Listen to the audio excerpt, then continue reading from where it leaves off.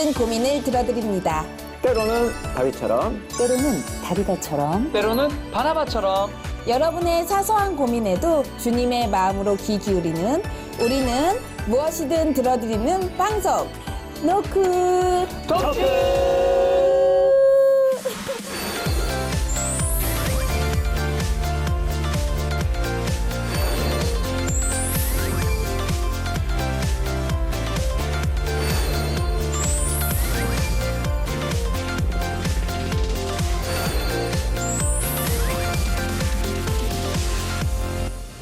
안녕하세요. 안녕하세요. 어떻게 한 주간 잘 지내셨어요? 아주 very good.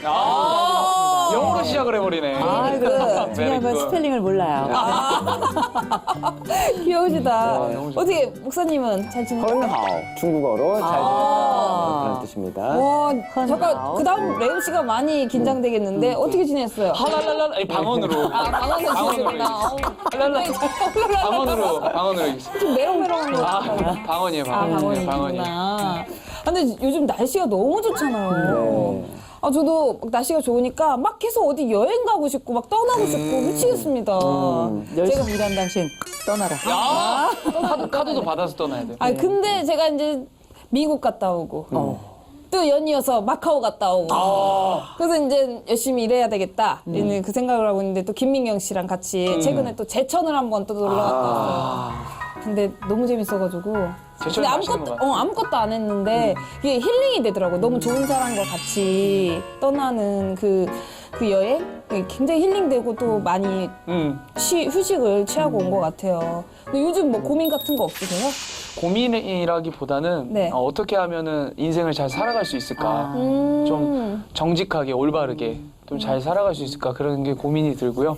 왜냐면 요즘 워낙 사건 사고가 많잖아요. 사건 사고가 많다 보니까 저는 정직하게 살아야 되겠다. 근데 개그맨들이 이렇게 얘기하면 이렇게 웃기죠. 그러니까 되게 좀 그러네요. 되게 이게 참 좋은 얘기. 예, 근데 되게 맞습니다. 바르게 살고 있는 맞아요. 친구라. 네, 네. 최대한 그렇게 살아야죠. 네. 안 그러면 또 무서운 일이 벌어지니까. 네, 최대한 바르게 살아. 목사님 왜 이렇게 웃으세요, 저보고? 왜 좋은 뭔가 거 알고 없죠? 계시는 것 같은데요? 없어요. 왜 주먹을 불끈 쥐고 말씀하세요? 네? 근데 때리실 것 같은데. 목사님 고민 혹시 네. 있으세요? 고민 뭐 인생 자체가 고해죠. 네. 가수 네. 그 노래인가요? 어쩌지 합니까? 네, 어쩌합니까? 김재범 씨가. 힘듭니다. 가난 들어가기 전까지 광야 생활 하는 게 마땅한 거 아니겠습니까? 네, 광야는 고민의 연속입니다. 가난에 들어가도 7족속이 있어요. 이게 만만치는 않을 텐데 뭐 저는 큰 고민은 없고요. 네. 그냥 뭐 오늘 점심 뭐 먹을까, 오늘 저녁 뭐 먹을까 그게 주로 제 뭐 염려라면 염려인 게 요리를 못해요. 제가 한 요리는 저도 못 먹겠어요. 정말요? 근데 요리 어떨 때는, 잘하실 것 같은데? 한번 제 아들이 매운탕을 끓여달라 그래서 제가 매운탕을 딱 끓였죠. 제 아들이 딱 맛을 보더니 얘기한 거 아닙니까? 어머니 떡볶이 국물에 잉어가 지나갑니다. 우와, 표현력 진짜 시적 좋다. 표현 아닙니까? 아주 뭐 시적이죠. 그러나 엄마 입장에서는 꼭지가 돌아요. 와, 근데 정말 이 세상에 우리가 살아가면서 고민 없이 사는 사람이 없잖아요. 맞아요. 근데 이렇게 서로의 고민을 나눌 수 있는 자리가 얼마나 감사한지 진짜 모르겠습니다. 진짜 너무 감사해요.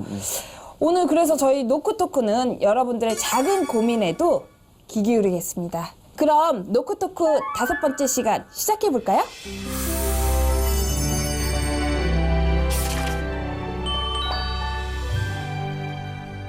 오늘도 사연을 소개해드리도록 하겠습니다. 안녕하세요. 저는 알코올 중독인 남편 때문에 하나님과 40년째 씨름 중인 사람입니다. 말이 40년이지 지나온 날들을 생각하면 정말 끔찍할 정도로 힘들었습니다. 제 남편은 365일 하루도 빠짐없이 술을 먹습니다. 이러다가 정말 죽을 것 같아서 집에 있는 모든 술을 다 갖다 버렸더니 그 이후부터는 아무도 찾을 수 없는 곳에 꽁꽁 숨겨두고 몰래 마시기 시작했습니다. 남편의 술 의존도가 점점 커지면서 병원에 입원한 적도 있었지만 그때뿐. 병원을 나오면 다시 술에 빠져 지냅니다. 늘 술에 취해 사는 아빠를 보는 딸은 결국 성인이 되자마자 집을 나가버렸습니다. 이 모든 상황은 하나님이 남편을 만나주시는 것밖에 답이 없다는 걸 알지만 저도 사람인지라 40년을 믿음으로 기도해왔음에도 불구하고 점점 더 악화되고 있는 남편을 보고 있으면 이제는 모든 게 다 원망스러울 뿐입니다. 매일매일 오늘은 나아질 거야. 조금씩이라도 변화될 거야. 정말 작은 기대감으로 버텨왔는데 현재는 너무 지쳐서 기도조차 나오지 않는 상황입니다. 최근에는 남편의 외도 사실까지 알게 되었습니다. 자식들은 아빠를 버리라고 이혼하라고 난리를 치지만 저는 그럴 수 없습니다. 하나님을 믿는 사람으로서 제 가정을 끝까지 지키고 싶기 때문입니다. 남편의 알코올 중독으로 인해 한 가정이 무너졌습니다. 어떤 방법으로도 치료되지 않는 남편. 저는 정말 이대로 남편을 포기해야 할까요? 죽기 전에 꼭 남편과 함께 교회에 가고 싶습니다. 매일 밤 술에 취해 자는 제 남편에게 주님이 찾아와 주시길 기도해 주세요. 라고 사연을 보내주셨습니다. 네. 아, 정말 마음이 어려운데요. 기독교인들의 술에 대한 고민과 갈등은 예전이나 지금이나 계속되고 있는 문제인 것 같아요. 실제로는 어느 정도인가요? 알코올 중독자라고 우리가 보통 얘기하죠. 40년간 술을 매일 드셨다면, 모든 순간 빠지지 않고 매일 드셨다면 이런 경우는 우리가 알코올 중독, 그리고 이 알코올 중독에 한가운데 빠져있는 사람을 알코올 중독자라고 할 텐데 다른 말로 좀 바꿔보자면 환자죠. 환자인 겁니다. 먼저 이거를 전제를 하고 들어가야 될 것 같은데 이분이 환자이고 이것 때문에 이 가족이 큰 어려움을 겪고 있는 걸 알지만 대부분 다 남의 일이기 때문에 크게 관여하지 않고 더군다나 알코올이 워낙에 일반화돼 있기 때문에 이 정도는 알코올 중독이라고 생각하지 않아요. 그래서 경계가 모호하기 때문에 다들 알코올 중독이라는 걸 마음에 생각하더라도 잘 표현하지도 않습니다. 공공연한 비밀의 주제인 게 이 알코올의 주요한 특성 중에 하나라고 할 수 있을 거고요. 또 한 가지는 이게 이제 워낙에 술 마시는 사람들이 많으니까 이제 만나면 술 마시고 흩어지면 한 번 더 마시고 이런 거 아니에요. 그렇다 보니 실제 이 술이란 주제가 도덕적 논의 차원에서 거의 벗어나 있어요. 이미 사회가 술을 권하는 사회이기 때문에 이런 부분은 문화적으로 술에 대해서 이 문화가 얼마나 관대한 문화인가 이것도 굉장히 중요한 주제고 이게 당연히 가정에 미치는 영향이나 개인에게 미치는 영향은 뭐 당연히 연결돼 있겠죠. 또 하나는 우리가 뭐 만나면 교회 다니는 사람들도 만나가지고 어떻게 일종의 관계 윤활제로 술을 마시는 경우도 있어요. 맞아요. 딱히 할 말이 없어요. 막상 공통의 주제가 없는 경우에는 사실 실제 우리가 어색함을 만회하기 위해서 이 즐거움을 또 좋은 관계를 유지하기 위해서 술부터 살짝 시작하고 과하지 않더라도 이미 익숙한 주제이자 일상의 주제인 술로 함께 시작하는 경우 되게 많거든요. 당연히 도파민 어느 정도 분비가 되니까 초반에는 관계가 조금 원활해질 수는 있는데 이게 반복적으로 늘 습관적으로 모이면 술부터 시작하는 이런 분위기가 많이 만들어지고 있고요. 옛날에는 이 술에 대한 그런 신앙적인 고민을 토로하는 분들이 꽤 있었어요. 한 15년, 16년 요 전만 해도 제가 교회를 다니는데 술 문제 때문에 제가 고민이 많습니다. 술을 끊어야 되겠는데 잘 못 끊겠어요 하는 분들이 꽤 있었어요. 네. 최근 제 상담 사례에는 제가 요새 신앙 문제 때문에 술을 끊어야 될 것 같은데 이게 어렵습니다라는 주제가 최근 2, 3년 안에 단 한 건도 없었어요. 그 뭐냐면 마실 수 있고 내가 컨트롤할 수 있고 신앙과는 오히려 무관할 수도 있다라고 하는 흔히 말하는 도덕률에 대한 기본적인 담이 술에 있어서는 낮아졌다고 봐야 되겠죠. 그래서 이제 이런 부분들이 어쩌면은 교회 현장에서 또 우리의 일상에서 또 가정 속에서도 일반적인 주제로 자리 잡고 있지 않나 싶어요. 기독교는 술을 먹지 말라라는 말씀은 사실 성경에 없습니다. 우리 초기 선교사님들이 우리나라에 와서 술에 취한 이 시대 많은 백성들이 적어도 예수 그리스도를 주님으로 영접했다면 술은 끊어야 마땅한 것이 아니겠는가 해서 기독교의 아주 좋은 전통으로 자리 잡게 된 것이죠. 그래서 금연과 금주가 우리 개신교 안에서 굉장히 중요하고 또 지켜야 될 소중한 문화적 자산인 건 맞습니다. 근거 말씀은 이제 에베소서 5장 18절에서 찾을 수 있는데요. 술 먹지 말라가 아니라 술 취하지 말라로 나옵니다. 술 취하지 말라 이는 방탕한 것이니 그 다음 문장이 중요하죠. 오직 성령으로 충만함을 받으라이죠. 이 술과 성령이 이렇게 같이 병행 구절로 나온 것은 취한다는 공통점이 있는 것입니다. 그러니까 사람이 술을 마시지만 나중에는 술이 사람을 마신다는 그런 말이 있듯이 그 술이 사람을 이렇게 좌지우지하면서 이성을 본능으로 가까이 가게 하고 많은 실수라든가 또 범죄 쪽에 가까이 가게 하는 게 이제 알코올의 특징이라고 볼 수 있는데요. 이 사연자께서는 이제 알코올에 중독이 되어서 가정이 굉장히 힘들어 한다는 이제 내용인데 제보자께서 보내주신 이 사연은 알코올 중독 남편 때문에 가정이 무너졌습니다라고 표현을 했는데 저는 그렇게 보지는 않습니다. 무너졌다라고까지 보지는 않고요. 무너지고 있는데 그 실마리를 하나님으로부터 답을 얻기를 원하는 이 귀한 이 용기에 박수를 먼저 보내고 싶고요. 이제 알코올의 중독에서 이제 성령의 중독으로 바뀌어가는 그 하나님의 은혜 가정을 오늘 노크토크를 통해서 잘 보셨으면 좋겠고 그 실마리를 우리가 하나하나 좀 이야기를 했으면 합니다. 그러면 청년들 사이에서는 어떤가요? 교수님 말씀하신 것처럼 주님을 통해 주님을 보다.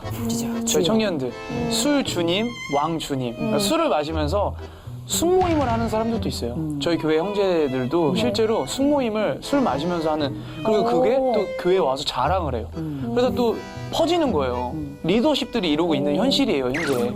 그러다 보니까 이제 술을 마시면서 이제 자기의 이제 속 이야기를 하는 거죠. 근데 그것도 웃겨요. 술을 안 마시면 속 얘기를 못 한다는 거예요. 술이 있어야 연인 사이에도 대화가 되고 술이 맞아. 있어야 깊은 이야기를 할 수 있다. 근데 이런 부분들이 정말 어려운 것 같아요. 특히나 어려운 거는 이거를 정제하기도 정말 어렵고 근데 본인들의 자유의지와 본인들의 생각은 있지만 이걸 가지고 마시지 마라고 하면은 네가 뭔데 나한테 그래 이런 입장이 지금 청년들의 입장이에요. 그리고 힘드니까 그것들을 기도하고 이래도 기도 딱 끝나고 나서 주님 기도하고 또 주님을 또 찾고 그러니까 이런 현실이죠 뭐. 그렇죠. 근데 저는 술을 안 마시는데도 주변에서 그런 얘기를 하더라고요. 술을 마셔야 남자친구를 만날 수 있다고. 마음이 되게 많이 흔들리셨죠? 네, 조금 그래가지고 제가 배워볼까? 막 그런 생각도 있고 그런 생각이 들더라고요. 아니 저도 다른 분들이 제가 술을 안 마신다 그러면 잘 안 믿어요. 네. 제가 한 번 마시 보통 이제 뭐 술 얘기가 나오면 제가 한 번 마시면 막 양주 8병씩 먹는 줄 알더라고요. 야. 저도 말술인 줄 알아요. 이게 다 술병인 줄 알더라고요. 근데 그거 아니거든요. 네, 저도 술을 우리 오해 많이 봤죠? 우리 왜 이렇게 우리 왜 똑같아요? 이렇게 사는 거지? 근데 일단 결혼하셨으니까 민호시고. 아니 결혼하면 술 마셔도 돼요? 아니 이 양반이 여기서 왜 아니 그게 이러시나? 아니라 술을 안 마셨는데 결혼하셨으니까. 네. 근데 저는 그렇죠, 아직, 그렇죠. 네. 근데 목사님은 어떻게 저는 그 어릴 때 그 마셔봤어요. 예수님 믿기 전에 한번 마셔봤어요. 네, 마셔봤는데 알코올 분해 요소가 부족한 이게 선천적인 체질이 있더라고요. 정말 감사하네요. 맞아. 이게 회복이 안 되더라고요. 네, 저는 맞아요. 체질적으로 못 마셔요. 저도 진짜 그래요. 감사하네요. 그럼 레온 씨는 네. 아직 신인이잖아요. 네네. 그럼 회식 자리가 굉장히 많을 것 같은데 레온 씨는 어때요? 저는 안 마시는 편이에요.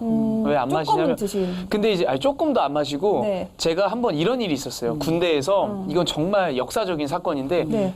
참모 총장님이라고 계세요. 별 4개 해군 참모 총장님이 네. 제가 연애사병으로 근무했는데 참모 총장님이 그 술에다가 청양고추를 넣어가지고 폭탄주를 제조해가지고 저를 불렀어요. 사이를 잘 봤다고. 마셔 그랬는데 제가 그랬습니다. 못 마시겠습니다. 그랬더니 밑에 간부님들 중령 대령인 분들이 난리가 난 거예요. 참모 총장님이에요. 배 띄우는 분이에요. 그랬더니 못 마시겠습니다 했더니 왜 우리 조수병 어디 아픈가? 교회를 다닙니다. 했더니 한마디 하시더라고. 나 교회 집사야. 마셔. 근데 제가 또 안 마셨어요. 콜라 주십시오. 그리고 나서 그 다음날 불려갔어요. 그래서 제가 느꼈습니다. 순간의 용기는 선택이. 이제 잘못될 수가 있는구나. 순간의 용기는. 그래서 그때 괜찮아요. 좀 네. 뼈저리게 느꼈지만 그래도 혼남으로써 이제 인식이 된 겁니다. 쟤는 참모 총장의 술도 안 먹는 거야. 그렇기 때문에 쟤한테 술 주지 마. 그래서 군대에서 술을 마셔본 적도 없었고 지금까지도 잘 피해갈 수 있었어요. 그러니까 팁이 있는 거죠. 몇 가지 팁이. 아니, 참모총장이 권한 집사님이신 참모총장이 네. 권한 술을 안 마실 정도면 거의 순교에 가깝네요. 순교. 스테반이 될 뻔했어요. 목사님은 공감하시잖아요. 아유, 성경 그럼요. 인물이니까. 그러니까 다니엘이 바벨론에서 그 많은 음식들을 다 거부했던 네. 그 용기 우리 조례 형제가 대단하네요. 참모 총장님. 사람은 겉만 봐서는 알 수가 없어요. 네, 어렵습니다. 깜짝 놀랐어요, 저도. 참모 총장. 아니, 저도 이제 신인 때 이제 저희들도 이제 다 같이 모여서 이제 술을 마시는데 저한테 전 술을 못 마시는데 자꾸 술을 권하는 거예요. 그래가지고 못 마십니다. 이렇게 했더니 마셔. 뭐 이렇게 되는 거예요. 참모 총장님처럼. 마셔. 마셔. 그래서 마셔. 진짜 못 마십니다. 이렇게 했죠. 그래서 그랬더니 마시라고 계속 이렇게 권하시는 거예요. 근데 진짜 이렇게 양주를 이렇게 한 잔을 주면 이걸 마시면 다음부터 술을 안 먹이겠다고 딱 하시는 거예요. 어떡하지 했는데 센스 있게 저희 또 친한 분이 거의 둥글레 차 있거든요. 색깔이 똑같아요. 거기 갔네. 네, 그래서 거기를 해가지고 두 개를 바꿔 주신 거예요. 그래서 이제 난 연기를 시작해야 된다 이렇게 생각에 이렇게 원샷. 자연으로 이렇게 사실주의. 했죠. 그랬더니 거봐 먹으면 먹잖아. 먹어 이렇게 하시더라고요. 근데 저는 이제 그때 이후로 이제 술을 제가 못 먹는다는 걸 이제 다 이제 많은 분들이 아시고 근데 이제 회식을 할 경우 술을 안 먹고도 즐기는 편이거든요. 저도요. 비슷하구나. 저는 사이다 8병까지 해봤어요. 사이다 8병까지 해서 거의 8병까지 이렇게 이게 나와요. 8병 정도 마시면. 아직 안 해보셨구나. 8병까지는 한 사이다 8병이면 사실 맥주가 더 몸에 좋을 수도 있는 거거든요. 왜냐면 이게 사이다 탄산이니까 해로웠거든요. 그렇죠. 그치, 달고. 이게 나중에는 이렇게 네. 이렇게 그 탄산가스가 올라오잖아요. 코 평수가 넓어지면서 코가 빨개져요. 진짜 취한 것처럼. 저는 그래가지고 이렇게 회식 자리에서 이렇게 놀다가 이제 집에 갈 때쯤 되면 항상 듣는 얘기가 있어요. 대리 불러라. 술 안 먹었어. 아이, 장난하지 말고 빨리 불러. 막 이렇게. 그러니까 노는 걸 너무 좋아해가지고. 근데 술은 안 마시지만 술 먹은 사람처럼 놀 수 있거든요. 그렇죠. 네. 요즘에는 그래도 회식 네. 문화가 네. 많이 또 이렇게 젊은이들 위주의 또 개인적인 또 네. 취향을 존중해주는 문화로 좀 많이 바뀌어서 그쵸. 그렇게 옛날처럼 강요하거나 그러지는 않는 것 같더라고요. 맞아요. 근데 이제 사연으로 넘어가서 우리가 한 교회 권사로서 남편의 알코올 중독, 교회 안팎에서 아내가 받는 부담감이 굉장할 것 같거든요. 권사라는 직분은 교회에서 이제 많은 성도들의 삶을 지도하고 네. 권면하는 그런 직분입니다. 그렇죠. 본인은 그렇게 리더가 되어서 성도의 삶을 이렇게 기도해주고 이렇게 권면해주는 그런 직분인데 남편 하나도 권사하지 못하는 그런 내 자신이 얼마나 이제 자존심이 상하고 하나님께 조금 원망스러웠을까 싶어요. 그렇죠. 알코올 중독이라고 하는 것은 저는 이제 동전의 앞뒤처럼 중독은 결핍과 연관이 있다고 생각이 들어요. 중독과 결핍. 그러니까 알코올에 중독이 됐다는 것은 그만큼 다른 곳에 결핍이 생겼다. 저는 이렇게 생각이 드는데 과연 이 권사님의 남편분은 어느 부분에서 결핍이 생겼을까? 네. 알코올이 주는 그 효과랄까요? 그 술이 주는 그 능력은 뭘까 생각해 보면 사실 우리가 회식을 할 때 술이 없으면 분위기가 살지 않아서 술을 계속 권하고 나누는 이런 모습이라고 본다면 술이 없어도 아까 두 분처럼 아주 신나게 재밌게 놀 수 있는 그런 힘, 네. 그 힘이 있다면 술 없이도 얼마든지 가능하다. 내가 용기가 없어서 고백하지 못할 때 술에 의존해서 용기하는 사람을 봤고요.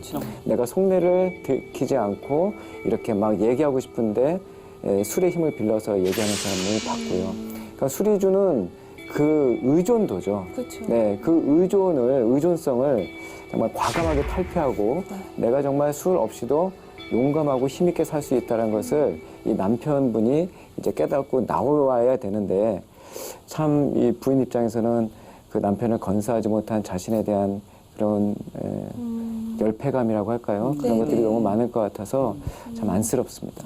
그러네요. 근데 우리가 이제 술을 먹는 것과 알코올 의존은 완전히 다른 주제예요. 그래서 의존 상태에 이미 들어왔다는 얘기는 뭐냐면 뇌의 반응이 완전히 달라진 겁니다. 기쁨을 느끼는 순간이나 술을 받아들이는 수준이나 술에 대한 이해나 이런 모든 것들이 완벽히 블랙홀처럼 알코올 중심으로 빨려 들어가는 것. 이런 상황이라면 이 사람은 알코올 의존이라고 봐야 될 것 같고요. 마시지 않으면 견딜 수 없는 상태.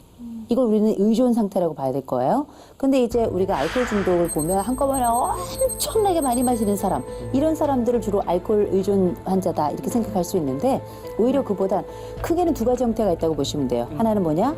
폭음 감마 유형이라 그래서 한꺼번에 많이 마시기를 조금 자주 하는 사람들. 네네. 이런 사람들은 보면 보통 술을 마시면 흔히 필름이 끊긴다 그러죠. 그렇죠. 그다음에 필름이 끊긴 속도가 점점 짧아지는 거죠. 이런 분들이 계시고 또 하나는 장복 델타형이라 그래서 반주처럼 매일 꾸준히 계속 드시는 분들이 있어요. 이런 경우도 우리가 볼 땐 식사 시간에 차라리 이렇게 조금씩 드시면 의욕도 나고 힘도 나지 않나? 알코올 중독의 지름길입니다. 이게 우리가 생각하는, 그럼 어떻게 우리가 생각하는 주님이 보여요. 포도주. 뭐니 많이들 드시곤 하시는데 오히려 포도주 같은 경우도 굉장히 뇌에는 어떤 한순간도 술은 플러스가 되지 않아요. 모든 술이 다 마찬가지예요. 아무리 비싼 술이건 아무리 싼 술이건 의미가 없습니다. 그랬을 때 기본적으로 의존이라고 한다는 건 이미 통제 능력 밖에 있다는 거예요. 보통 알코올 의존 장애 이렇게 이야기를 하거든요. 장애라는 건 영어로 디스오더라고 하는데 이 얘기는 뭐냐. 나도 통제할 수 없고 내 스스로를 망가뜨리지만 나와 주변에 있는 다른 사람들에게도 영향을 미치면서 그 관계를 망치고 일상이 무너져 있다면 이걸 우리는 장애, 디스오더라고 이야기를 하는데 알코올 의존은 이미 그 장애 안에 들어가 있는 겁니다. 또 한 가지는 알코올 의존의 문제는 보통 한두 달 안에 생겨나는 문제가 아니에요. 오랫동안 있었던 문제라 내 문제이자 내 가족의 문제이자 동네 사람들도 다 알아. 일가 친척까지 다 알아. 술주정뱅이야. 술만 먹으면 아주 개야. 아주 술 없이는 못 사는 사람이야. 이런 얘기가 이미 공공연하게 알려진 사실인데 따라서 거기에 따라 같이 연결되는 문제들도 다 알려진 사실이겠죠. 보통 힘든 일이 아니고 오랜 역사를 가진 일이라는 거. 교회에서도 통성기도 시간에 제일 큰 소리 나. 아버지 하나님, 우리 애 아빠 술 이렇게. 술 여기서 술 나와요. 술 나와요 정말. 그렇다 보니 이거는 그 교회 공동체의 주제이기도 하고요. 우리가 사실 이런 여러 면에서 이 한 환자만 생각을 하지만 이 환자 주변엔 그 가족이 있어요. 가족 모두의 통증이자 아픈 이유는 알코올은 유전적 소인이 굉장히 많습니다. 거기에다가 실제 이 알코올이 가지고 있는 여러 문제점들은 우리가 흔히 이런 얘기 하잖아. 하여간에 술이 원수야. 이런 얘기가 맞는 것이 술과 관련된 신체, 정신, 정서, 관계, 경제, 사회 모든 것들이 아주 빼곡하게 연결되어 있기 때문이죠. 근데 지금 사연을 보면 권사님은 40년을 남편의 술 문제를 두고 끊임없이 기도를 해왔어요. 다들 이렇게 우리 권사님처럼 한 가지 기도를 오랜 시간 동안 기도를 해본 적이 있으신지 이 세 분 너무 궁금하거든요. 저 같은 경우에는 네. 권사님하고 비할 수는 없지만 네. 저희 아버지가 외도를 하셨잖아요. 외도를 네. 하시면서 저희 아버지도 술을 많이 좋아하셨어요. 근데 술을 많이 드시고 취하실 때는 집에 있는 걸 뭔가 많이 던졌어요. 제 기억으로는 어릴 때.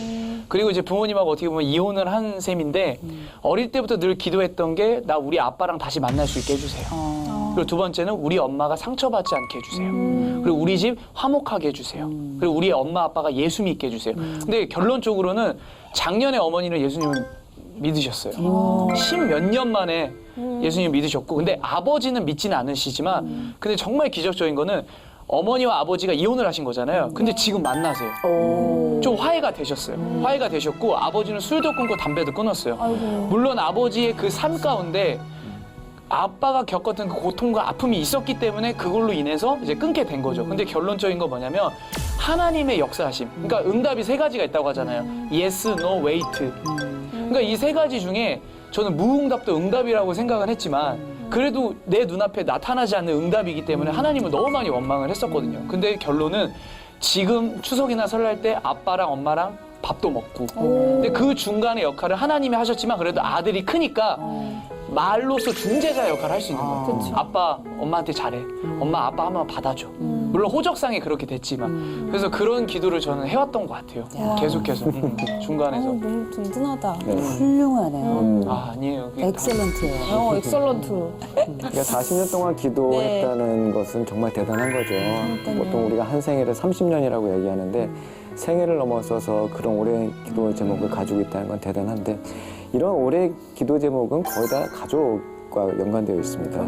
그러니까 성경에는 40이라는 숫자가 아주 상징적으로 잘 나옵니다. 그래서 40일 동안 가나안을 정탐했고 또 40일 동안 시내산에 올라가서 10개를 기다린 것도 40일이고 또 예수님도 40일 동안 금식하셨고 또 예수님이 부활하셔서 또 40일을 보이셨고 이 40은 우리 인간 측에서는 굉장히 힘들고 절망, 한계를 느끼는 숫자이지만 하나님 안에서의 40은 온전한 회복과 하나님의 승리를 얘기하는 40 숫자거든요.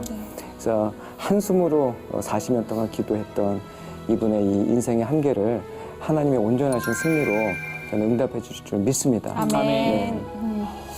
저는 사실 네. 오랫동안 어떤 특정 주제로 전 기도해 본 적이 별로 없어요. 어렸을 때는 이제 오빠가 과자 사러 가면 내가 먹고 싶은 과자 사가지고 오게 해주세요. 난 너무 현실적인 기도였어요. 울면서 네. 기도했어요.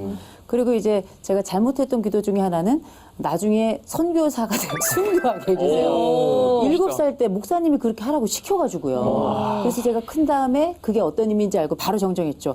그건 제가 모르고 한 얘기였습니다. 하나님 제가 다른 식으로 가겠습니다. 이렇게 말씀을 드렸는데 근데 제가 이제 한 20년 넘게 하고 있는 기도가 하나 있다면 이제 제 소망이에요. 하나님 마음에 쏙 드는 상담자가 되게 해주세요. 그런 기도는 제가 해요. 그래서 어떻게 하면 그 마음에 쏙 들까? 왜 이렇게 내가 좋아하는 사람 있으면 그 마음에 들고 싶잖아요. 저는 개인적으로 제가 하나님을 좀 좋아하는 편이니까 그분이 어떻게 생각하는지 모르겠네. 그래서 그 마음에 어떻게 하면 좀 쏙 들까? 그 중에서도 내가 하고 있는 이 일이 하나님 마음에 든다면 아마 많은 사람들에게 도움이 되지 않을까. 아멘. 늘 이제 그런 기도를 지금까지는 하고 있어요. 저도 교수님처럼 저는 이제 모태신앙은 아니지만 개그맨이 되기 전에 이제 교회를 다녔잖아요. 하나님 믿고. 근데 제가 그때부터 이제 기도했던 제목이 오나미 이름만 들어도 많은 사람들이 즐거워하고. 지금도 웃겨요. 아, 그래요? 좀 진지했죠? 네네. 재밌어요. 그리고 또 저절로 미소가 지어지는 그런 개그우먼이 될 수 있도록 붙들어주세요. 이렇게 기도를 했는데 저는 제 이름이 특이한지도 몰랐고 저한테 오나미라는 이름이 딱 맞는지도 몰랐고 근데 이제 개그맨이 되고 나서 저한테 또 이런 달란트를 주셔가지고 많은 분들이 또 오나미라는 그게 대명사가 됐거든요. 맞아요. 네, 그래서 너무 감사하더라고요. 그 오남이라는 이름이요. 네. 전부 다 유성음이에요. 아세요? 아니요? 네. 유성음이요? 우리나라 이게 한글에 네. 모음이 다 유성음이고 네. 자음 중에 4개가 유성음이에요. 그러니까 니은, 리을, 미음, 이음. 네. 노란 양말 생각하시면 돼요. 그러니까 이 유성음이 주는 효과는 가볍고 경쾌하고 상대방을 기분 좋게 만들어요. 오, 진짜요? 네. 그래서 이 오나미가 다 유성음이잖아요. 네. 그러니까 이 듣는 순간부터 벌써 마음이 네. 기쁜 거죠. 아, 정말요? 네. 목사님 요즘 철학관 다니신다는 소리. 아, 잘하시네. 아니 국어학적으로, 의문학적으로. 목사님 또 전공이 국어시니까. 국어시니까. 국어 선생님하고 계시니까. 부은 선생님이라 그런가 말 되네. 네, 말이 와, 몰랐어요. 괜히 믿음이 가네요. 네. 어우, 장난 아닌데. 네. 우리가 권사님이 우리가 사연을 같이 함께 들었을 때 오랜 시간 믿음으로 기도를 해왔지만 남편의 술 의존도는 점점 심해지고 있다고 하잖아요. 현재 아내의 마음에는 어떠한 변화가 있는지 궁금하거든요. 좀 냉정한 얘기를 하나 해볼까요? 네. 지금 이 가족의 그림을 한번 그려보세요. 권사님 혼자 계세요. 생각해보세요. 딸은 집을 나갔고요. 남편은 외도 상태입니다. 이게 이미 마음이 떠나 있다는 얘기고 이 집을 지키고 있는 건 권사님 한 분이에요.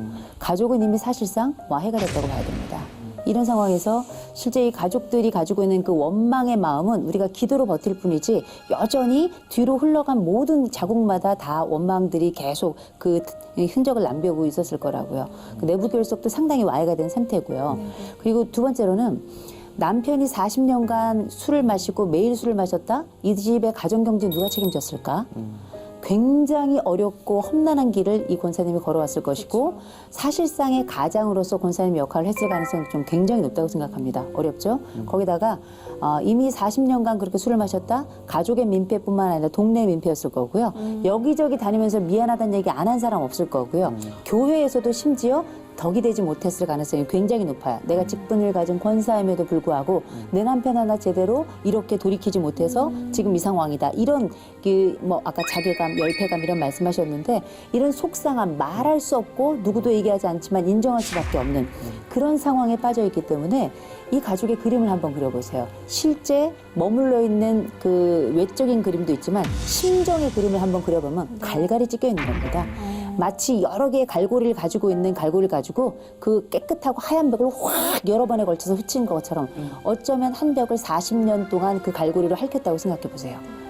벽이 아니겠죠. 어쩌면 그 마음과 그 가족의 상처는 그 상태일 것이다. 365일 동안 술 없이는 살 수 없는 남편. 남편이 알코올 중독에 빠진 이유가 무엇 때문인지 그것도 궁금하고요. 알코올 중독에 빠지는 사람들의 특징이 진짜 궁금하거든요. 우리가 이제 알코올을 만만하게 보시면 안 돼요. 네. 우리가 지금 드라마 같은 데를 보면 담배 피는 장면은 금지되어 있는데 술을 마시는 장면은 여전히 여과 없이 노출이 되고 있죠. 네. 그렇다 보니까 옛날엔 속이 상하면 아버지들이 창가에 앉아서 그렇게 담배를 피는 장면이 많이 나왔어요. 이제는 담배 피는 장면이 금지가 되니까 음주하는 장면이 거의 배로 늘어났습니다. 네. 맞아요. 그러니까 이제 요새는 이제 사이사이 나오는 광고들을 보면 20대 초반에 너무나도 아리따운 여성 배우들이나 이런 아이돌들이 나와가지고 어떻게 뭐 하잖아요. 맞아요. 근데 약간 다르긴 하죠, 저랑 이미지가. 이걸 하는데 이걸 보면 어떻게 술이 괜찮구나, 여성들도 마시는구나. 이렇다 보니까 여성 음주율도 엄청나게 늘어나고 청소년들 음주율도 엄청나게 늘어나는데 이 많은 것들 속에 우리가 기억하고 잊지 말아야 될 건 뭐냐면 반드시 술은 뇌의 변화를 가지고 와요. 그래서 결국은 뇌의 기본적인 인지력도 떨어뜨리고 네네. 이런 관계력도 현저하게 떨어뜨리고 결국 이 술이 가지고 있는 전형적인 특징은 결국은 술이 많은 것들에 대한 관문이 될 수 있다라는 이해를 갖게 하는 거예요. 그럼 어떻게? 거길 통과하지 않으면 관계도 안 되겠죠. 거길 통과하지 않으면 사회성은 안 되겠죠. 거기 통과하지 않으면 내 기분도 그렇게 좋아지지 않을 거예요. 그렇다면 중독이다. 이렇게 봐야 될 것 같아요. 중독이라는 걸 우리가 쉽게 보면 안 되는 게 일단 빠지면 스스로는 나올 수 없는 지경, 이걸 우리는 중독이라고 하고요. 이럴 때는 이미 중독이라고 판정이 되는 순간 모든 관계는 다 끝난 거고 특별히 이런 분들이 가지고 있는 주요 특징이 있다면 자존감이 굉장히 낮거나 네. 혹은 자기 표현이 대단히 좀 어렵거나 성격이 약간 소심하거나 이런 분들의 가능성이 조금 높아요. 그래서 술의 힘을 살짝 빌려서 고백을 하거나 술의 힘을 살짝 빌려서 화를 한번 내보거나 술 취한 듯 하면서 내가 하고 싶은 얘기도 좀 해보고 네네. 근데 이게 나중에 반복하다 보면 주객이 전도되는 상황이 생기는 거죠. 결국 컨트롤러가 누구에게 있느냐 내가 가지고 있는 내 인생의 리모컨을 놓쳐버리는 순간이 와요. 중요한 건 본인은 그 놓쳤다는 사실을 인지하지 못한다는 거죠. 그러니까 그것이 이제 바로 죄의 속성과 비슷합니다. 네. 예. 그러니까 이 죄의 속성을 얘기하는 그 성경의 말씀이 이제 로마서 말씀인데 이렇게 시작합니다. I don't understand what I do. 그러니까 내가 왜 이러는지 몰라. 그러니까 나훈아의 갈무리라는 노래도 그렇게 시작하죠. 내가 왜 이러는지 몰라. 내가 왜 이러는지 몰라. 저도 지금 그렇게 했는데. 맞아, 그거예요. 네. 그러니까 사랑을 하게 되면 내가 왜 이런 행동을 하는지 몰라, 왜 이런 생각을 하고 있는지 몰라. 네. 그러니까 나 자신도 내 인생을 컨트롤할 수 없는 지경에 이르는 그런 사랑의 도파민이 내 인생을 완전히 점령했기 때문에 그런 노래가 나올 수 있는 겁니다. 술을 마시게 되면 내 인생의 리모컨이 진짜 손에서 떠나버리게 되고 그것이 계속 내가 인지함에도 불구하고 마시지 말아야 되는데 또 어느덧 내 손에는 술잔이 쥐어져 있고 로마서 7장 15절에 보면 이런 말씀이 있어요. 내가 행하는 것을 내가 알지 못한다. 곧 내가 원하는 것을 행하지 아니하고 도리어 미워하는 것을 행한다. 이런 말이 있어요. 혹시 그 영화 중에 연갓이라고 혹시 보셨나요? 네, 예. 있어요. 알아요. 무섭더라고요. 예. 무서워요? 그 연갓이라는 영화를 보면요, 실제로 존재하는 그 곤충이라고 하기 뭐가 기생충이에요. 기생충. 예, 보통 이제 동물을 먹는 곤충한테 숙주 삼아가지고 들어가가지고 네. 여치 같은데 이제 보통 10cm 정도, 네. 많게는 5마리까지 들어갑니다. 그래서 결국 여치가 나중에는 물가로 가가지고 그 여치의 항문을 통해서 연가시가 나와서 다시 물가로 들어가서 이렇게 산란을 하고 그런 식으로 인생을 사는 것이 연가시예요. 그러니까 여치 몸에 연가시가 들어가는 순간 여치의 인생은 연가시에게 완전히 사로잡힌 바 되는 것이죠. 그러니까 여치는 왜 그렇게 자기는 배가 부른데도 계속 사냥을 하죠. 왜냐하면 연가시가 그렇게 조종하고 있기 때문이에요. 그러니까 마치 우리 인생이 죄가 그렇게 우리 인생을 끌고 가는 것처럼 그래서 사도 바울이 고백하기를 이 생명의 법과 육체의 법이 계속 싸운다. 내가 왜 이런 죄를 짓는지 모르겠다. 라고 이제 고백하면서 이 비참하고 이 공고한 나의 인생 어떻게 하면 좋겠는가 막 이렇게 막 소리 지릅니다.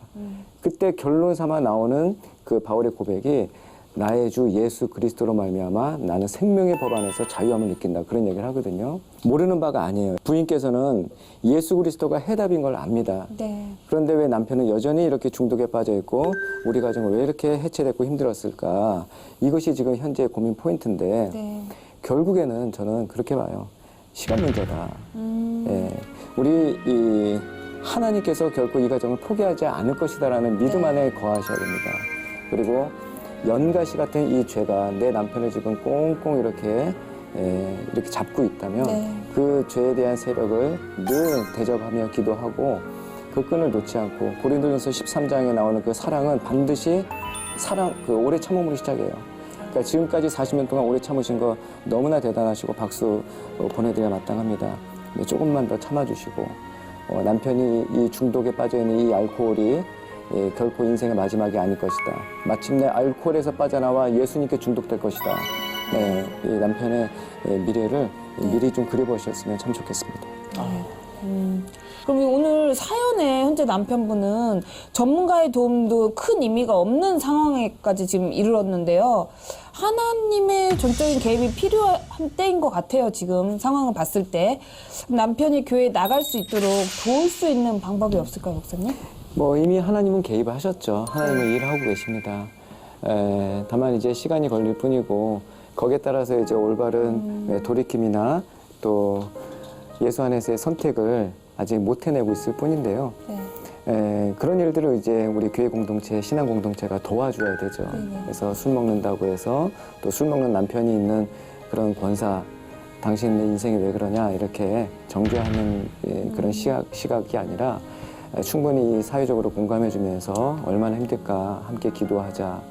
또 교회 내적으로 이 술 먹는 거에 대해서 또 그 파장이 가져다주는 그런 후폭풍 같은 것을 또 중독 치유 학교라든가 또 교회에서 할 수 있는 다양한 프로그램을 통해서 먼저 우리가 선 인식을 가져야 되겠고 또 이런 좋은 프로그램 통해서 얼마나 우리 가정은 이런 문제는 없지만은 정말 이 알코올 가정에서는 정말 힘들겠다라는 공감대가 확산되면서 함께 품어주고 기도해주는 것이 필요하겠다 싶고요.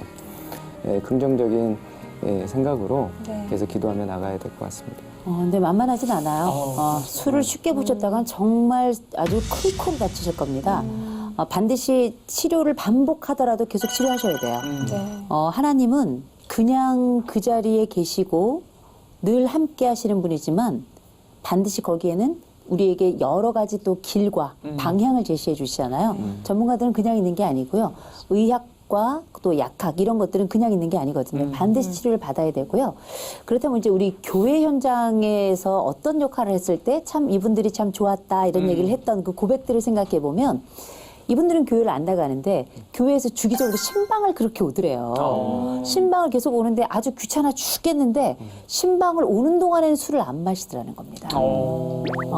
그리고 이제 함께 와서 뭐 술을 뭐 안 마시고 예배를 같이 안 드리는 경우도 있지만 예배를 또 같이 드리는 경우들도 있어요. 그럼 왔을 때 늘 기분 좋게 해주고 항상 찾아와주고 주기적으로 정기적으로 방문해 주었던 그 기억이 너무 좋았다는 게 가족들의 이야기고 알코올에서부터 해방된 분의 이야기이기도 해요. 그래서 우리가 그 신앙적으로 이분이 교회를 찾지 않고 예배에 참석하지 않더라도 주기적으로 교회가 우리를 돌보는구나. 교회라는 것이 나의 확장된 공동체구나. 중요한 건 나는 이렇게 술꾼일지 모르겠지만 내 가족을 돕는구나. 이거를 그 술을 마시는 당사자에게 알려주는 게 저는 굉장히 중요할 거라고 저는 생각을 하고요. 그리고 또 이제 가끔 이런 얘기 하는 경우가 있어요. 아내들이 여보 이번 주 주일날 교회 같이 갔다 오면 내가 술 한 잔 사줄게. 이런 거래는 바보의 거래예요. 절대 하셔서는 안 되고요. 그럼 어떻게? 이분은 나중에 교회 이꼴 술 이렇게 연관이 되겠죠. 이런 건강하지 않은 학습은 처음에 시도도 적절하지 않다고 보고요. 이런 정도 환경이 된다면 이분은 교회와 술을 통해 가지고 신앙적 접근을 하는 것도 굉장히 중요하겠지만 치료적 접근이 우선적이고 좀 가야 됩니다. 그래서 양자가 같이 가야 될 거예요. 우리가 한 손에는 당근을 들고 한 손에는 채찍을 든다 이런 얘기도 있지만 한 속엔 신앙을 들었지만 또 한쪽에서는 치료의 도구를 들어야 될 거예요. 네. 근데 우리 레온 씨 어머니가 최근에 교회에 나가게 되셨다고 했잖아요. 그렇죠. 작년에 이제 제대로 믿기 시작하셨습니다. 근데 진짜 할렐루야. 아멘. 할렐루야. 기적입니다, 기적. 네, 진짜 기적인데 레온 씨가 어머니를 위해서 기도하신 적이 있어요? 그렇죠. 저는 그런 생각이 들어요. 신앙적으로 이야기하면 내가 하나님을 선택한 것이 아니라 하나님이 우리 어머니를 선택하셨고 그다음에 그러니까 결국은 저희 어머니는 어머니의 의지대로 나간 게 아니라 하나님이 이렇게 불러주셔서 나갔다고 저는 생각이 들어요. 근데 그 과정에서 가장 중요한 건 뭐 신앙적인 걸 떠나서 저도 나름의 또 노력을 했던 부분이 네. 첫째, 어머니한테 보여줬어요. 하나님은 어떤 분인가. 내가 아버지가 안 계시지만 내가 하나님의 은혜로 어디까지 설 수 있는가. 네. 어디까지 내가 잘 될 수 있는가. 그랬던 부분이 고등학교를 좋은 데 갔고 대학을 잘 갔고 그리고 개그맨이 될 수 있었고 그런 과정들을 네. 어머니께서 눈으로 보신 거예요. 그러다 보니까 어머니가 한 번은 이런 얘기를 하셨어요. 야, 교회 가면 뭐하니? 그리고 야, 하나님이 있긴 있나 봐. 참 우리 집 없는 가정에서 너 참 잘 컸다. 어머니가 그런 이야기를 하신 게 하나님이라는 그 존재를 제가 믿으면서 기도를 하니까 야, 설마 되겠어? 되겠어? 하는 것들이 이루어지는 거예요. 그러다 보니까 물론 저의 노력이 있었겠죠. 그 과정 가운데. 그러니까 어머니가 그런 부분을 보시고 좀 믿었던 것 같고 두 번째는 제가 이제 어머니한테 항상 이야기를 해요. 엄마 교회 가자. 엄마 그러면 엄마하고 약속도 했었어요. 엄마 내가 지금 이렇게 되면 엄마 교회 갈 거야? 그러면 또 그 순간의 약속이죠. 엄마 내가 대학 가면 엄마 교회 갈까? 막 대학 가면 교회 가겠대요. 근데 정말 웃긴 건 약속하는 것만 엄마가 다 어겼어요. 근데 다 갔어요. 엄마 나 이거 할 거 이거 되면은 엄마 교회 갈 거면 다 됐어요. 근데 결국은 하나님은 그걸 기억하고 계시더라고요. 내가 그때 약속했었잖아. 너 아들하고 약속했었잖아.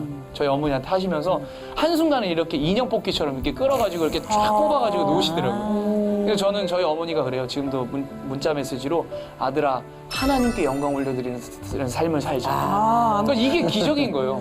정말 기적이네요. 홍해를 가르는 거예요. 이거는 정말. 아들아 잘 보고 있다. 방송 잘 보고 있다. 하나님의 은혜다. 그러니까 이게 너무 감사하죠. 진짜 감사하다.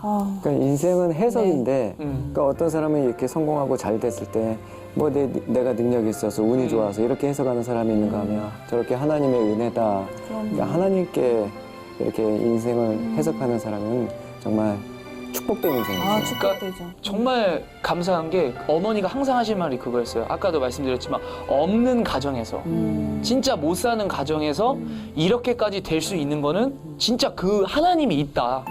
그래서 어머니가 더 믿으시더라고요. 그러니까 제가 만약에 여기서 막 오토바이 끌고 다니고 막 담배 피고 술 먹고 엄마한테 야! 막 이러고 이랬었으면 엄마가 더 이제 하나님에 대한 존재를 거부할 수밖에 없죠. 그치. 근데 여기 살 썼죠, 어머니가. 그쵸. 네. 나름 어머니 앞에서 정직하게 살아보려고 노력하고. 네. 그러니까 그 하나님의 은혜인 것 같아요, 진짜. 이게 보면 진짜 신앙의 선생님은 오히려 더 어린 나이에 내 아래쪽 세대로부터도 오는 것 같아요. 꼭 부모가 자식에게 뭔가 본이 되는 게 아니라 제가 볼 때는 그 어머니의 신앙의 선생님은 레온 씨였던 거거든요. 그러네. 레온 씨가 내가 받은 이 환경과 이 상황에 대한 감사를 하나님께 돌리던 그 학습이 그 신앙의 학습으로 어머니께 이어진 것 같고 이게 다시 또 아들에게 오고 이렇게 좋은 선순환의 구조로 들어간 것 같아요. 어우, 저는 얘기를 들으면서 이제 머릿속에 막 그림이 그려지는 거예요. 부렁부렁 이거부터 시작해가지고 어머니의 문자까지. 어머니 문자. 어우, 깜놀입니다, 깜놀. 부모님 세미나 가가지고 하는 이야기들이 이제 뭐 교육은 텔링이 아니라 쇼잉이다. 잘 보여주는 예수님을 보여주는 것이다. 하는데 이렇게 아들이 또 엄마에게 보여주는 예, 또 좋은 이런 사례도 있네요. 그럼 쇼잉도 해요, 목사님. 이렇게 춤추면서. 그럼 우리가 다시 사연으로 돌아가서 지금 사연의 주인공분이 현재 죽을 만큼 힘들지만 끝까지 남편을 포기하지 않을 거라는 우리 권사님에게 우리 노크토크의 식구들의 진심 어린 위로가 필요하지 않나 싶습니다. 지금까지 너무 그 인생을 살아오시느라 힘 많이 드셨고 그렇죠. 정말 대단하세요. 저는 그 권사님께 청춘이라고 말씀드리고 싶습니다. 제가 지금 3번째 책을 지금 쓰고 있는데요. 제목이 청포도예요. 청포도. 청춘엔 포기하지 않는 도전이 있다. 이런 상큼하다, 뜻인데요. 진짜. 예, 그 권사님이 지금 벌써 나이가 지금 환갑이 넘으신 것 같은데 네. 그럼에도 불구하고 포기하지 않는 이 모습을 뵈니까 아직 젊은 목회자로서 부끄럽습니다. 저는 포기하고 싶은 것들이 사실 많이 있었거든요. 잘 되지 않았을 때 이제는 놓아버리고 싶다. 저 같으면은 이런 배우자 놔버렸을 것 같아요. 예, 그런데 40년 동안 기도하시면서 또 우리 이 프로그램에 녹화하시고 우리 프로그램만 녹화했겠습니까? 또 하나님께서 그 권사님의 기도를 들으시고 반드시 그 남편분의 그 심령에 큰 소리로 녹화해 주실 줄 저는 믿습니다. 네. 치료에는 순서가 있다고 저는 생각을 해요. 네. 지금까지는 남편의 치료가 첫 번째 우선순위였다면 네. 이젠 나의 치유 또 내 딸에 대한 치유 남은 가족들을 위한 치료의 순서 시간이 지금 되지 않았나 이런 생각이 들고요. 이를 위해서 우리가 적극적인 개입의 순간이 반드시 필요한데 남편을 위한 개입의 순간을 40년을 썼어요. 그럼 이제 그 다음 순간은 내 가족을 위한 개입의 시간을 한번 써봤으면 좋겠고 그럼에도 불구하고 우리가 남편을 포기하지 말아야 될 이유는 약간 이기적인 측면에도 있습니다. 그게 바로 뭐냐? 우리가 보통 제가 알고 있는 한 분이 남편이 전신마비가 왔어요. 남편이 전신마비에 왔는데 아내가 그 덩치가 큰 남편을 매일 목욕을 시키면서 그걸 이제 지키는데 아내가 치매가 왔네요. 근데 이 치매가 온 아내가 다른 사람들을 하고 비교해 봤을 때는 치매의 진행 속도가 너무 늦는 거예요. 지켜야 할 남편이 있었던 겁니다. 이런 환경이 때로는 이 병이 가지고 있는 특징을 늦추기도 하는 거거든요. 어쩌면 나의 오랜 고민과 이 기도가 나를 지금까지 바르게 살게 하고 나를 유지하고 나를 이만큼까지 힘을 낼 수 있도록 하는 동력이 되었을 수도 있어요. 어쩌면 우리 집의 가장 골칫거리가 우리 가족에게는 나머지 삶을 반듯하게 살고 빗나가지 않도록 한 굉장히 중요한 역할을 하기도 하거든요.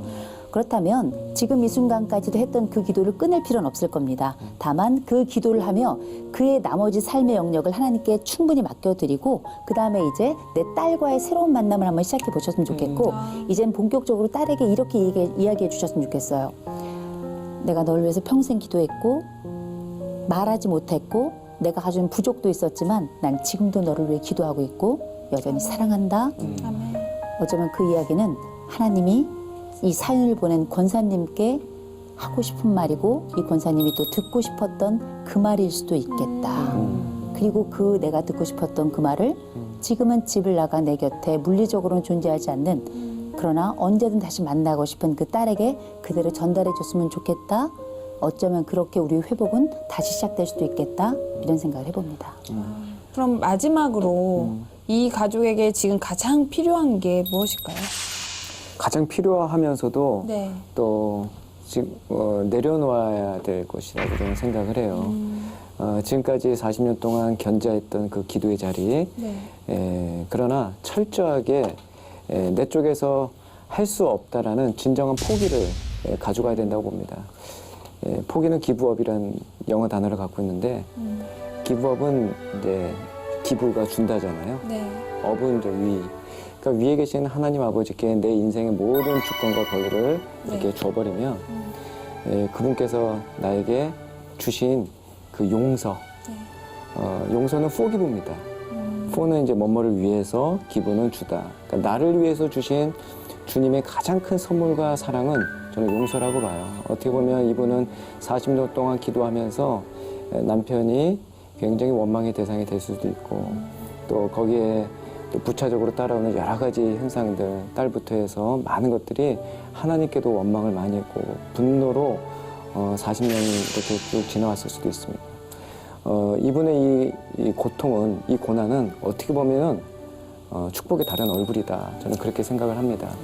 지금까지 해오신 이 기도의 자리를 놓치지 마시고 내 쪽에서는 계속 기부업을 하시되 하나님께서 주시는 그 놀라운 용서의 마음을 가지시고 화해하시고 또 이 화해의 가장 중요한 것은 이제 예배 드리는 것이죠. 그 예배 자리에서 하나님께 모든 인생의 주권을 맡겨드리는 그 작업들을 계속 해 가시기를 권면드리고 싶습니다. 제가 보니까 남편이 아직 힘이 있어요. 외도할 힘이 있다는 거는 굉장한 힘이 있는 겁니다. 그 얘기 뭐냐. 남편은 본인의 건강을 아직은 지탱하고 있기 때문에 네. 이제 제가 볼 때 우리 권사님 네. 문 밖을 좀 나오시고요. 어쩌면 다리가 더 아프고 허리가 더 아픈 건 본인일 수 있겠다. 건강검진도 좀 받으시고요. 또 짧게라도 문 열고 봄, 이제 여름, 계절이 우리를 맞고 있잖아요. 하나님이 주신 이 세상을 보면서 참 아름다워라. 우리 이런 찬양 많이 하잖아요. 네. 내 삶을 다시 한번 좀 색동, 이 여러 실들로 꿰매어가지고요. 인생의 흐트러졌던 감정들 다시 잘 추스리셔서 나만의 퀼트, 내 인생의 퀼트를 한번 시작해보시면 어떨까 싶습니다. 말 진짜 잘하시네요. 나 울 뻔했잖아. 진짜. 내가 나가고 싶었어요. 아니 근데 저는 이야기를 들으면서 어떻게 보면 저도 그런 가정의 아들이었잖아요. 근데 따님한테 이 이야기가 전해질지 모르겠는데 드리고 싶어요. 사실 따님의 역할이 상당히 지금 중요한 것 같아요. 그 교수님 말씀처럼 또 전문적인 좀 상담도 좀 받아보시고 또 그런 말 있잖아요. 기도 안 하면 기도가 막힌다. 호흡이 안 된다. 그러니까 매일매일 삶 속에서 기도를 하시면서 또 노력도 동반이 돼야 되니까. 그래서 따님이 좀 개입을 하셔서 또 아버지와 어머니 사이에 그런 그 끊어졌던 그런 그 줄을 정말 기도의 줄과 함께 같이 붙잡아 나가야 뭔가 회복이 됐거든요. 자식 이기는 부모는 없다라고 저희 어머니가 항상 그러셨거든요. 근데 맞아요. 그것처럼 아버지도 그랬어요, 저한테. 네가 크니까 너가 무섭더라. 그런 말씀을 하시더라고요. 20살 때 처음으로 아버지와 화해를 했는데 네가 크니까 내가 두렵고 무섭더라. 그러니까 카페에서 그 말을 했다는 것 자체는 아버지가 이제 아시는 거예요. 우리 아들이 나를 해코지하지 않을까. 그러니까 그 분명 두렵거든요. 그러면서 저는 거기서 아버지의 진정성을 느꼈고 다시 어머니와 함께 연결을 할 수 물론 힘들었죠. 하지만 그 가운데 누군가는 있어야 되거든요. 아무리 하나님이 계셔도 우리는 실존하는 우리 사람이니까 존재하는 사람이니까 그 가운데 그 따님이 같이 도와주셨으면 좋겠네요. 맞습니다. 오늘은 알코올 중독에 빠진 남편에 대한 고민 사연을 가지고 함께 이야기를 나눠봤는데요. 마지막으로 오늘의 고민 사연 정리해 주실래요? 우리가 이제 신학자이자 철학자인 폴 틸리가 했던 굉장히 중요한 이야기들이 있습니다. 그 이야기들 중에는 사람은 원래 선한데 이게 시간이 지나면서 우리가 죄를 짓는다는 건 어떤 의미인가? 떨어져 나간다는 거예요. 소외되었다, 고립되었다 이런 차원으로 갔다는 겁니다. 이런 차원에 우리가 하나님을 알고 하나님의 능력을 안다는 건 그 다음 순간인 회복과 구원과 치유의 순간이 있을 때 우리는 하나님을 보게 된다. 이런 얘기를 하는데 우리가 이런 오랜 노력, 오랜 고통 속에 오랜 노력을 해왔고 거기에 따른 최종적인 뭔가를 얻기 위해서 애를 쓰는 경우가 많이 있어요. 그런데 하나님께 맡길 부분이 있고 우리가 애써야 될 부분이 있지만 분명한 건 뭐냐. 우리가 떨어져 나가 있는 그 조각들이 하나만 있지 않다는 거예요. 그렇다면 하나 큰 덩어리 보면서 정작 작은 것들이 중요하지 않다고 생각했지만 큰 돌이 원래 자리를 회복하기 위해선 작은 돌의 위치가 더 중요합니다. 어쩌면 우리가 두 번째, 세 번째라고 생각했던 바로 그 중요한 조각들을 한번 찾아가 보는 것. 그게 어쩌면 진짜 구원과 회복과 치유의 첫 시작이 아닐까 싶습니다. 자, 그럼 오늘 우리 권사님을 위해서 기도 써오신 분 누구신가요? 제가 아이고, 할렐루야. 네. 기도하면서 기도했습니다. 네, 감사합니다. 같이 기도할까요? 네. 하나님 감사합니다. 삶을 이어오는 모든 순간에 주님이 계셨음을 압니다. 아멘. 지난 시간 참 길고 힘들었습니다. 놓아버리고 싶고 뛰쳐나와버리고 싶은 순간들도 정말 많았습니다. 좌절과 절망의 순간들 가득했습니다. 그 가운데 놓지 않게 하시고 쓰러지지 않게 하시고 이 순간까지 오게 하신 것 주님의 은혜입니다. 아멘. 이제 새로운 돌봄을 시작하려 합니다. 채우고 입히는 새로운 시작 앞에 하나님 바른 힘을 주시기를 간절히 기도합니다. 아멘. 남편을 도와주시옵소서, 딸을 도와주시옵소서, 우리 권사님을 도와주시옵소서. 아멘. 소망 중에 주님의 도우심을 간절히 기도합니다. 아멘. 예수님의 이름으로 기도했습니다. 아멘.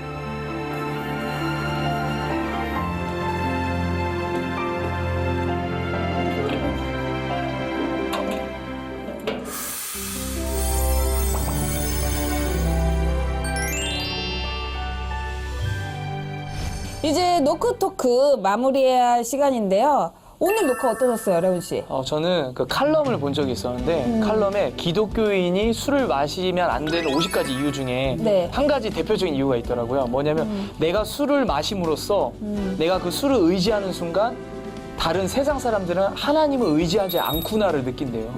그래서 제가 그걸 보면서 내가 의지해야 될 대상이 과연 누구인가? 내가 술을 의지했을 때 나의 의지는 여기 술에 되는 거잖아요. 하지만 내가 하나님을 의지했을 때 진정한 행복은 찾아오고 그 의지력으로 인해서 나의 의지는 더욱더 하나님을 향할 수 있다. 그게 오늘의 저의 생각이었던 것 같습니다. 지금 우리가 가정의 달을 보내고 있는데요. 네. 가정의 달은 이 가족이 정말 주인공 아닙니까? 네. 이 가족을 영어로는 패밀리라고 하잖아요.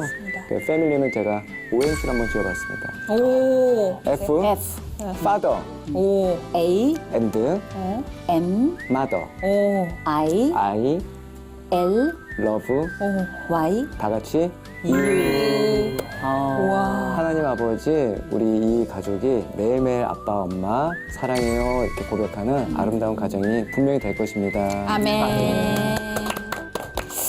저는 오늘 이 사연을 함께하면서 나는 권사님처럼 어떤 기도 제목을 가지고 주님이 응답하실 때까지 끝까지 기도한 적이 있었나 그걸 또 생각하게 되더라고요. 다시 한번 제 자신을 돌아볼 수 있는 귀한 시간이었던 것 같고요. 여러분들도 각자가 처하는 어려움 속에도 끝까지 기도하며 하나님의 뜻을 구하는 믿음의 자녀가 되시길 간절히 기도하겠습니다. 누군가 내 이야기를 들어주길 원한다면 주저 말고 노크 해주세요. 때로는 다윗처럼 때로는 다비다처럼 때로는 바나바처럼 여러분의 모든 고민을 주님의 마음으로 들어드리겠습니다. 사랑과 위로가 함께하는 이곳은 노크. 핸드폰 요금을 제가 스스로 낼 수 있었을 때, 내가 독립했구나. 진정한 아이들의 독립은 그때부터 시작이 아닌가. 이런 생각이 이제는 제 통장에서 이제 나갑니다. 저를 부모로 좀 미워하시는 것 같아요. 목사님 이번에 딸 독립시키셨거든요. 핸드폰 요금 제가 내는데요. 나 독립 독립 아니에요. 독립 아니죠? 저에게 엄마란 물어보면 여자답게 살지 못한 사람. 아들을 위해서, 딸을 위해서 내가 좋은 거 얘부터 먹여야 되고. 이제 50대가 넘어가면 호르몬상으로는 거의 남자에 가까워요. 아. 결혼 아들이 있으면 어떤 치장보다 더 행복하지 않았을까. 오늘 뭐 먹고 싶은 거 있으세요? 많아. 많아.